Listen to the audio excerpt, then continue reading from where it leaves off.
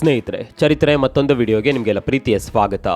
ರಕ್ಷಣಾ ಉಪಕರಣಗಳ ವಿಚಾರದಲ್ಲಿ ಸದ್ಯದ ಮಟ್ಟಿಗೆ ಅಮೆರಿಕವನ್ನ ಮೀರಿಸುವ ಮತ್ತೊಂದು ದೇಶ ಇಲ್ಲ. ರಕ್ಷಣಾ ಕ್ಷೇತ್ರದಲ್ಲಿ ಅಮೆರಿಕ ದೊಡ್ಡ ಮಟ್ಟದಲ್ಲಿ ಬೆಳೆದಿದೆ. ಅದಕ್ಕೆ ಇರಾನ್ ಮೇಲೆ ನಡೆಸಿದ ದಾಳಿಯೇ ಸಾಕ್ಷಿ. ಇರಾನ್ ಬಂಕರ್ ನಿರ್ಮಿಸಿಕೊಂಡು ಅದರೊಳಗೆ ನ್ಯೂಕ್ಲಿಯರ್ ಬಾಂಬ್ಗಳನ್ನು ನಿರ್ಮಾಣ ಮಾಡ್ತಾ ಇತ್ತು. ಈ ಬಂಕರ್ ಅನ್ನ ಭೇದಿಸೋದಕ್ಕೆ ಯಾರಿಂದಲೂ ಸಾಧ್ಯವಿಲ್ಲ ಅಂತ ಜಗತ್ತು ಅಂದ್ಕೊಂಡಿತ್ತು. ಆದರೆ ಅಮೆರಿಕ ಈ ಬಂಕರ್ನ ಮೇಲೆ ಬಾಂಬ್ ಹಾಕಿ ಜಗತ್ತನ್ನೇ ನಿಬ್ಬೆರಗಾಗಿಸಿತ್ತು. ಅಮೆರಿಕ ಹಾಕಿದ ಆ ಬಂಕರ್ ಬಾಂಬರ್ಗಳ ಬಗ್ಗೆ ನಿಮಗೆ ಗೊತ್ತಿರಬಹುದು. ಈಗ ವಿಷಯ ಏನಪ್ಪಾ ಅಂದ್ರೆ, ಭಾರತ ಈ ವಿಚಾರದಲ್ಲಿ ಅಮೆರಿಕವನ್ನೇ ಸೈಡ್ ಹೊಡೆಯೋದಕ್ಕೆ ಮುಂದಾಗಿದೆ. ಅಮೆರಿಕಕ್ಕಿಂತಲೂ ಶಕ್ತಿಶಾಲಿಯಾದ ಬಂಕರ್ ಬಸ್ಟರ್ ಬಾಂಬ್ ಅನ್ನ ಭಾರತ ರೆಡಿ ಮಾಡ್ತಾ ಇದೆ. ನಿಮ್ಮಿಂದ ನಂಬೋದಕ್ಕೆ ಸಾಧ್ಯವಾಗದೇ ಇದ್ರೂ ಇದು ಸತ್ಯ. ಭಾರತ ರೆಡಿ ಮಾಡ್ತಾ ಇರುವ ಈ ಬಾಂಬ್ನ ಮುಂದೆ ಅಮೆರಿಕದ ಬಾಂಬ್ ಏನೇನೂ ಇಲ್ಲ. ಇದೇ ಕಾರಣಕ್ಕಾಗಿ ಅಮೆರಿಕ ಭಾರತದ ತಂತ್ರಜ್ಞಾನವನ್ನ ನೋಡಿ ಬೆಕ್ಕಸ ಬೆರಗಾಗಿದೆ. ಅಮೆರಿಕ ಏನೋ ಇರಾನ್ನ ನ್ಯೂಕ್ಲಿಯರ್ ಸೈಟ್ ಮೇಲೆ ದಾಳಿ ಮಾಡೋದಕ್ಕೆ ಈ ಬಾಂಬ್ ಬಳಕೆ ಮಾಡಿಕೊಳ್ಳುತ್ತು. ಭಾರತಕ್ಕೆ ಈ ಬಾಂಬ್ನಿಂದ ಏನು ಪ್ರಯೋಜನ ಅಂತ ನೀವು ಕೇಳಬಹುದು. ಭಾರತ ಇಲ್ಲಿ ದೊಡ್ಡ ಗುರಿಯನ್ನೇ ಇಟ್ಕೊಂಡಿದೆ.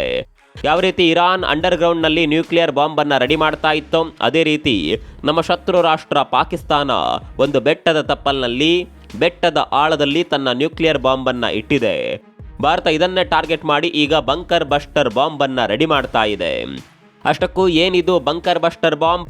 ಅಮೆರಿಕದ ಬಾಂಬ್ಗಿಂತಲೂ ಭಾರತ ರೆಡಿ ಮಾಡ್ತಾ ಇರುವ ಈ ಬಾಂಬ್ ಶಕ್ತಿಶಾಲಿಯಾಗಿದೆಯಾ? ಈ ಬಾಂಬ್ ಬಳಸಿ ಪಾಕಿಸ್ತಾನದ ನ್ಯೂಕ್ಲಿಯರ್ ಸೈಟ್ ಅನ್ನ ಚಿಂದಿ ಉಡಾಯಿಸಬಹುದಾ? ಎಲ್ಲವನ್ನ ತೋರಿಸ್ತೀವಿ ನೋಡಿ.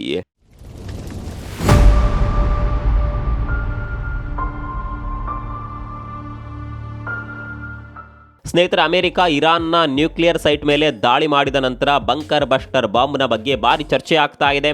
ಬಲಿಷ್ಠ ಬಂಕರ್ ಅನ್ನೇ ಚಿಂದಿ ಉಡಾಯಿಸಿದ ಅಮೆರಿಕದ ಬಾಂಬ್ ಬಗ್ಗೆ ಜಗತ್ತಿನಾದ್ಯಂತ ಚರ್ಚೆಗಳು ನಡೀತಾ ಇದೆ.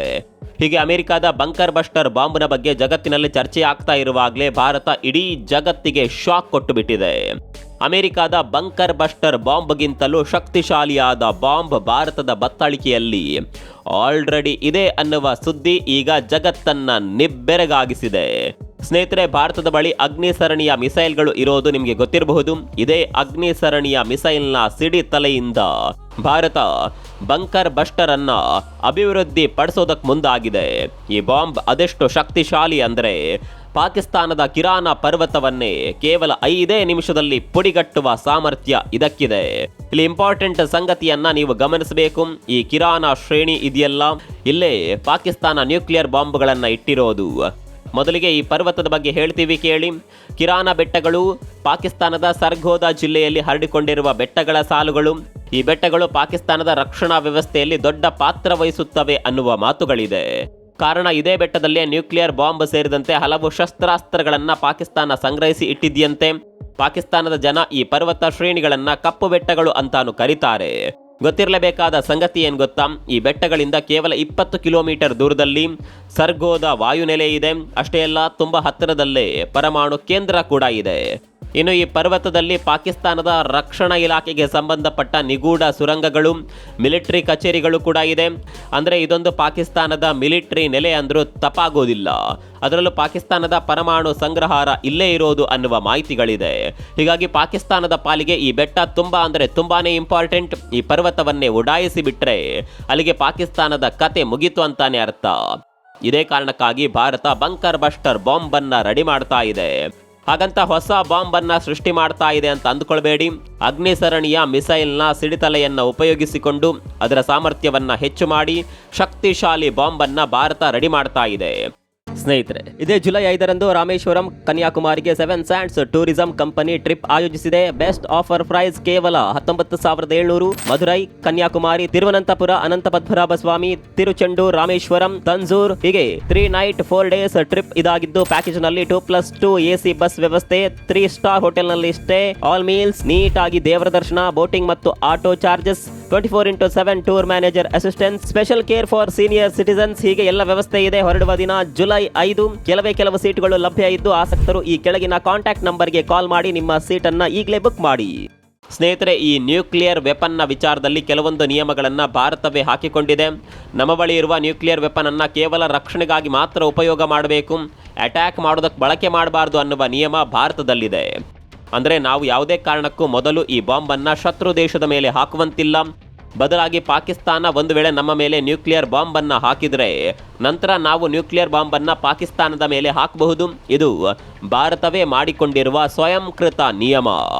ಹೀಗಾಗಿ ನ್ಯೂಕ್ಲಿಯರ್ ಬಾಂಬ್ನಷ್ಟೇ ಶಕ್ತಿಶಾಲಿಯಾದ ಆದರೆ ವಿನಾಶ ಕಡಿಮೆ ಮಾಡುವ ಬಾಂಬ್ನ ಅಗತ್ಯ ಭಾರತಕ್ಕಿತ್ತು. ಕಾರಣ ಶತ್ರುಗಳು ಒಂದು ವೇಳೆ ನಮ್ಮ ಮೇಲೆ ಅಟ್ಯಾಕ್ ಮಾಡೋದಕ್ಕೆ ಸರ್ವ ತಯಾರಿಯನ್ನ ಮಾಡಿಕೊಂಡಿದ್ದಾರೆ ಅನ್ನೋದು ಕನ್ಫರ್ಮ್ ಆಗ್ತಾ ಇದ್ದಂತೆ ನಾವು ಶಕ್ತಿಶಾಲಿ ಬಾಂಬ್ನಿಂದ ದಾಳಿ ಮಾಡಿ ಶತ್ರುಗಳ ಹುಟ್ಟಡಗಿಸಬಹುದು. ಇದೇ ಕಾರಣಕ್ಕಾಗಿ ಭಾರತ ಈಗ ಬಂಕರ್ ಬಸ್ಟರ್ ಬಾಂಬನ್ನು ರೆಡಿ ಮಾಡ್ತಾ ಇದೆ. ನ್ಯೂಕ್ಲಿಯರ್ ಬಾಂಬ್ ಶತ್ರುಗಳ ಮೇಲೆ ಮೊದಲು ಹಾಕೋದಕ್ಕೆ ಸಾಧ್ಯವಿಲ್ಲ, ಆದರೆ ಈ ಬಂಕರ್ ಬಸ್ಟರ್ ಬಾಂಬನ್ನು ಮುಂಜಾಗ್ರತಾ ಕ್ರಮವಾಗಿ ಕೂಡ ಬಳಕೆ ಮಾಡಬಹುದು. ಇನ್ನು ಅಮೆರಿಕದ ಬಂಕರ್ ಬಸ್ಟರ್ ಬಾಂಬ್ 61 ಮೀಟರ್ ಆಳವನ್ನು ತಲುಪಿ ಅಲ್ಲಿರುವ ಎಲ್ಲವನ್ನ ಧ್ವಂಸ ಮಾಡುವ ಸಾಮರ್ಥ್ಯ ಹೊಂದಿದೆ. ಇದನ್ನ ಪೆನೆಟ್ರೇಷನ್ ಕೆಪಾಸಿಟಿ ಅಂತ ಕರೀತಾರೆ. ಗೊತ್ತಿರಲೇಬೇಕಾದ ಸಂಗತಿ ಏನು ಗೊತ್ತಾ? ಭಾರತ ರೆಡಿ ಮಾಡ್ತಾ ಇರುವ ಬಂಕರ್ ಬಸ್ಟರ್ ಬಾಂಬ್ನ ಪೆನೆಟ್ರೇಷನ್ ಕೆಪಾಸಿಟಿ 80 ಮೀಟರ್ಗಿಂತಲೂ ಅಧಿಕವಾಗಿದೆ. ಅಂದರೆ ಭಾರತದ ಈ ಬಾಂಬ್ನ ಮುಂದೆ ಪಾಕಿಸ್ತಾನದ ಕಿರಾನ ಪರ್ವತ ಏನೇನೂ ಇಲ್ಲ. ಅಲ್ಲಿನ ಸುತ್ತಮುತ್ತಲಿನ ಪ್ರದೇಶಗಳನ್ನು ಕೂಡ ಧ್ವಂಸ ಮಾಡುವ ಸಾಮರ್ಥ್ಯ ಈ ಬಾಂಬ್ಗಿದೆ. ಈ ಬಾಂಬ್ಗಳನ್ನು ಅಗ್ನಿ ಮಿಸೈಲ್ಗಳಿಗೆ ಅಳವಡಿಸಬಹುದು. ಇಲ್ಲಿ 2 ವಿಧದ ಬಾಂಬ್ಗಳು ಬರ್ತಾವೆ.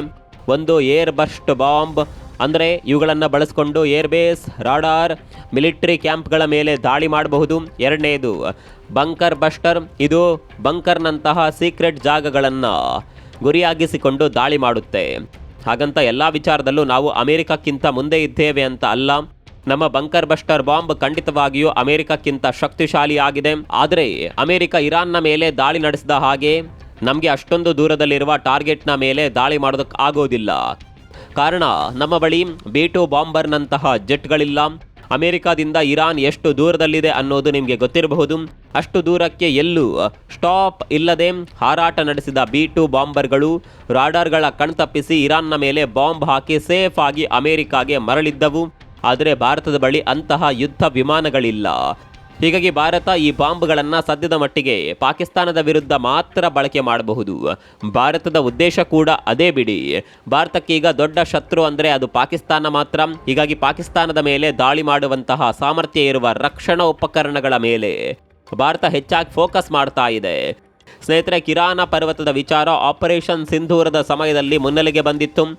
ಭಾರತ ಆಪರೇಷನ್ ಸಿಂಧೂರದ ಸಮಯದಲ್ಲೇ ಕಿರಾನ ಪರ್ವತದ ಮೇಲೆ ದಾಳಿ ಮಾಡಿತ್ತು ಅನ್ನುವ ಸುದ್ದಿ ಭಾರಿ ಸದ್ದು ಮಾಡಿತ್ತು. ಒಂದಂತೂ ಸತ್ಯ, ಭಾರತ ಕಿರಾನ ಪರ್ವತದ ಮೇಲೆ ಹದ್ದಿನ ಕಣ್ಣಿಟ್ಟಿದೆ. ಪಾಕಿಸ್ತಾನ ಗಾಂಚಾಲಿ ಬುದ್ಧಿ ತೋರಿಸ್ಬಿಟ್ರೆ ಹಿಂದೆ ಮುಂದೆ ನೋಡದೆ ಈ ಪರ್ವತವನ್ನೇ ಭಾರತ ಉಡಾಯಿಸಿ ಬಿಡಬಹುದು. ಅದಕ್ಕಾಗಿ ಈಗ ವೇದಿಕೆ ಸಿದ್ಧವಾಗ್ತಾ ಇದೆ. ಭಾರತ ಈಗ ರಕ್ಷಣಾ ಕ್ಷೇತ್ರದಲ್ಲಿ ರಾಕೆಟ್ ವೇಗದಲ್ಲಿ ಬೆಳೀತಾ ಇದೆ. ಅದರಲ್ಲೂ ಭಾರತದ ರಕ್ಷಣಾ ಉಪಕರಣಗಳು ಯಾವುದೇ ಬಲಿಷ್ಠ ದೇಶಗಳಿಗೆ ಕಮ್ಮಿ ಇಲ್ಲ ಅನ್ನುವ ರೀತಿಯಲ್ಲಿ ನಿರ್ಮಾಣವಾಗ್ತಾ ಇದೆ. ಇದೀಗ ಬಂಕರ್ ಬಸ್ಟರ್ ಬಾಂಬ್ನ ವಿಚಾರದಲ್ಲಿ ಕೂಡ ಅದು ಸಾಬೀತಾಗಿದೆ. ಇದು ಆರಂಭ ಮಾತ್ರ. ಮುಂದಿನ ದಿನಗಳಲ್ಲಿ ಈ ಬಾಂಬ್ನ ವಿಚಾರದಲ್ಲಿ ಮತ್ತಷ್ಟು ಅಭಿವೃದ್ಧಿಗಳು ಆಗಬಹುದು. ಬಾಂಬ್ ಏನೋ ರೆಡಿ ಆಗಿದೆ, ಅದನ್ನು ಶತ್ರು ದೇಶಗಳ ಮೇಲೆ ನಿಖರವಾಗಿ ಹಾಕಬಲ್ಲ ಬಾಂಬರ್ನ ಅಗತ್ಯ ಕೂಡ ಭಾರತಕ್ಕಿದೆ. ಹೀಗಾಗಿ ಆ ನಿಟ್ಟಿನಲ್ಲಿ ಕೂಡ ಯೋಚನೆ ಮಾಡಬೇಕಾಗಿದೆ. ಅಮೆರಿಕದ ಬಾಂಬರ್ನ ರೀತಿ ಬಾಂಬರ್ ರೆಡಿ ಮಾಡೋದಕ್ಕೆ ತುಂಬ ಸಮಯ ಬೇಕಾಗಬಹುದು. ಆದರೆ ಭಾರತ ಮನಸ್ಸು ಮಾಡಿದರೆ ಯಾವುದು ಅಸಾಧ್ಯವಲ್ಲ. ಭಾರತದ ಈ ಬಂಕರ್ ಬಸ್ಟರ್ ಬಾಂಬ್ ಬಗ್ಗೆ ನಿಮ್ಗೆ ಏನನ್ಸುತ್ತೆ?